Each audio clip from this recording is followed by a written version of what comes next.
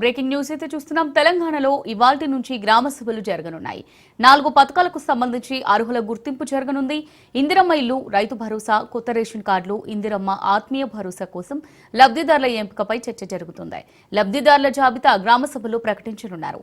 అర్హత ఉన్నా పేరు లేకపోతే మళ్లీ దరఖాస్తులు స్వీకరించనున్నారు. ఈ నెల 24 వరకు ఈ గ్రామ సభలు జరగనున్నాయి.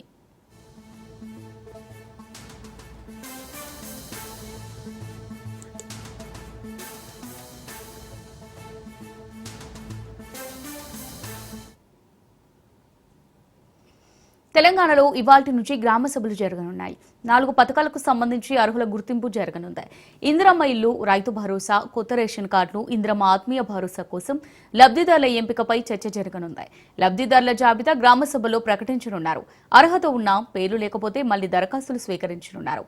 ఈ నెల 24 వరకు ఈ గ్రామ సభలు జరగనున్నాయి.